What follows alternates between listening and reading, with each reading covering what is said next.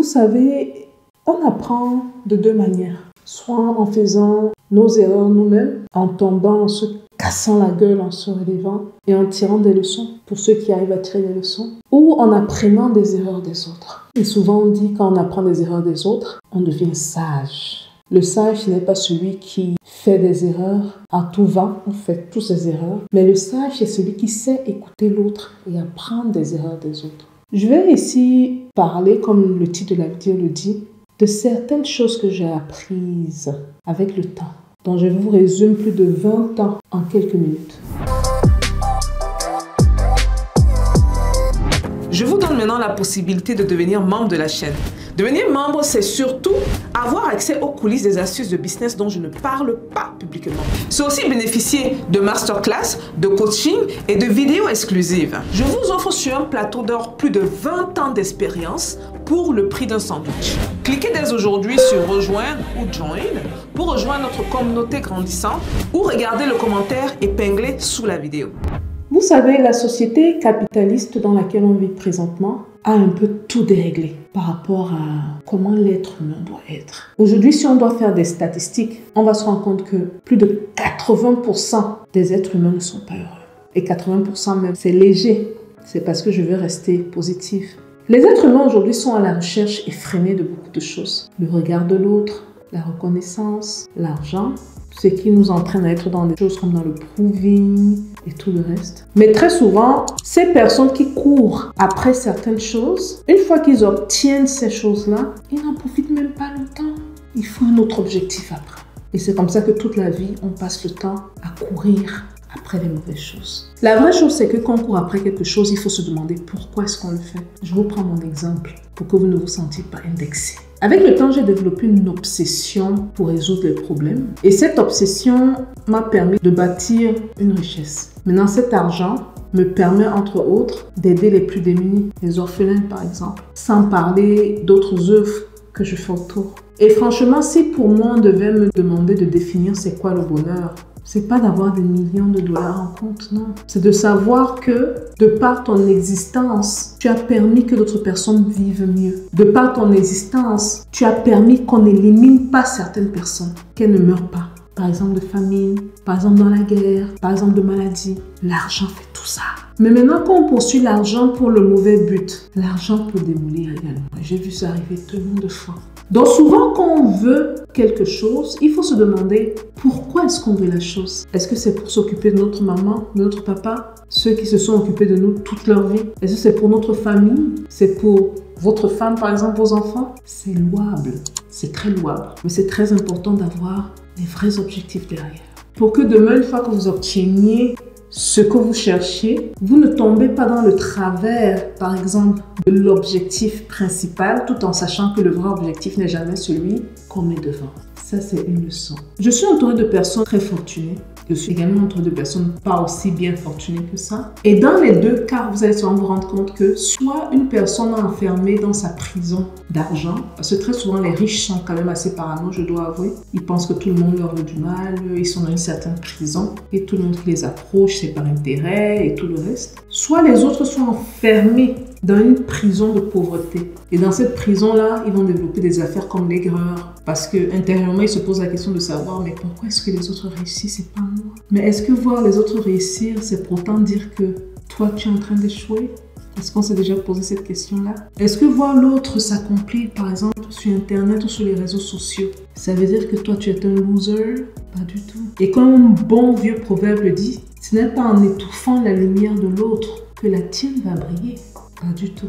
Cette deuxième leçon est très importante parce qu'ici on parle du mind, le Steve Mind. Il y a quelque chose de formidable qui se produit dans l'univers. Je ne sais pas comment l'univers est agencé, mais ça c'est un secret. Un sage chinois disait « Nothing can resist a stiff mind. Nothing can resist a stiff mind. » What is a stiff mind? Rien ne peut résister un esprit calme, posé et centré. Et ce que je dis là aura l'air bizarre, mais je vous dis, ça m'a pris plus de 20 ans pour apprendre ça. Une fois que vous êtes en paix avec qui vous êtes en union avec qui vous êtes, sans prétention, sans rien. Vous êtes vulnérable à vos propres yeux, c'est vous et vous. et que vous vous imposez, vous vous embrassez, l'univers se plie. Troubled mind can go that far. Un esprit troublé, un esprit enragé, un esprit jaloux. Vous mettez de l'ombre à vos propres succès. Allez avec un esprit qui est aligné avec lui, qui réalise voici où je suis, sans prétention, sans prouver. Et vous savez où vous voulez aller. Je suis là où je suis, mais ça n'a rien à voir avec mon futur. Rien! La preuve, avant que quelqu'un soit riche, il était pauvre. Une fois qu'il y a cet alignement de votre esprit, je vous promets, je ne sais même pas comment le dire, je vous promets que tout ce que vous proclamez, les mots qui sortent de vos bouches, se réalisent. Tout. Ce sont des choses qu'on enseigne nulle part. C'est des choses qu'on expérimente. Et une fois que vous avez atteint cet état d'alignement et vous savez qui vous êtes, je peux vous promettre, on peut dire ce qu'on veut sur vous. On peut rapporter n'importe quoi ou dire n'importe quoi sur vous. Ouh, votre tranquillité d'esprit, les gars. Je vous parle parfois des vibrations. Je ne suis pas sûre à quel point vous réalisez l'importance des vibrations. Vous vous élevez. C'est drôle souvent quand je parle de certaines choses et je dis parfois qu'on n'est pas fait pour souffrir. La vie est tellement simple si on se débarrasse des superflus. La vie est tellement simple si on enlève toutes les prétentions. Prouvez, je suis arrivée en bain. Oh, photo, bam, ma vie donne. Oh, je vais montrer que, voilà, marié, papa, marche pas tout là. Alors que vous seul savez ce que vous subissez dans votre couple. Pareil pour les hommes. Montrer que, voilà, je suis responsable et tout.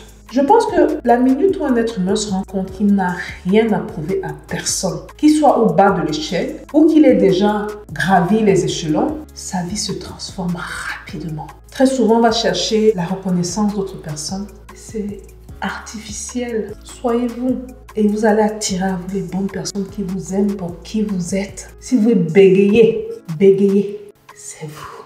Dieu ne fait pas d'erreur. C'est vous.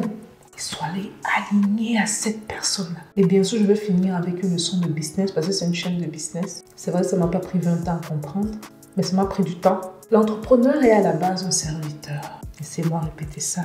L'entrepreneur est à la base un serviteur. Ça veut dire que quand j'entreprends, je sers. Et quand je sers, j'écoute mon client. Quand je dis parfois aux gens que c'est tellement facile de se faire de l'argent, les gens ne comprennent pas.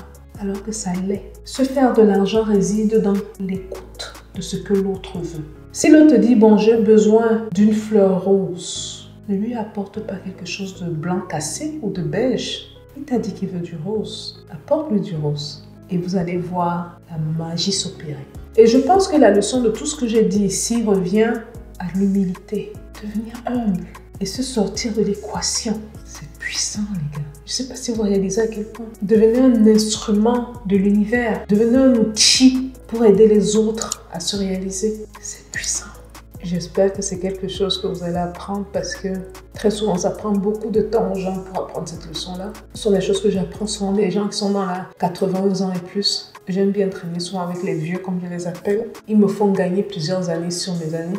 Beaucoup d'années. Là, aujourd'hui, dans ma trentaine, je me dis, si je peux réfléchir comme quelqu'un de 60 ans, de 70 ans, j'ai gagné. J'ai gagné plus de 30 ans devant moi. Pourquoi devoir faire les erreurs qui sont facilement évitables? Voilà, les gars. Je pense que c'est surtout ça la leçon la plus importante. Parce qu'une fois qu'on se sort de l'équation de pratiquement tous les problèmes qu'on a, une fois qu'on devient très humble, une fois qu'on devient reconnaissant du peu qu'on a pour ceux qui ont peu, oh mon Dieu, votre vie va exploser en changement. Je ne sais même pas comment le dire, en combien de langues. Votre vie va exploser en changement. Vous n'allez même pas comprendre ce qui se passe autour de vous. Ce que je vous dis là, je suis l'exemple vivant de ça. Je ne peux pas parler pour d'autres personnes, je parle pour moi. Et dans cette humilité, reconnaître la puissance de l'univers, de ce qui nous entoure. Et se rendre compte qu'on est un tout petit grain comme ça. Tout petit grain, tout petit. Et on se prend tellement au sérieux. Je dis souvent aux gens, est-ce que vous réalisez à quel point l'univers est énorme? On est un tout petit grain, quelque part d'un pays, qui est d'un continent, qui est d'une planète qui fait partie de plus de 10 000 autres planètes d'une galaxie. Une galaxie qui fait partie de plus de 1 milliard d'autres galaxies. Donc on est petit comme ça. Mais on veut se prendre trop au sérieux. Again, nothing can resist a stiff mind. Quelqu'un de posé, de calme, de reconnaissant et qui sait où il va. Nothing can resist it. On se voit à la prochaine vidéo.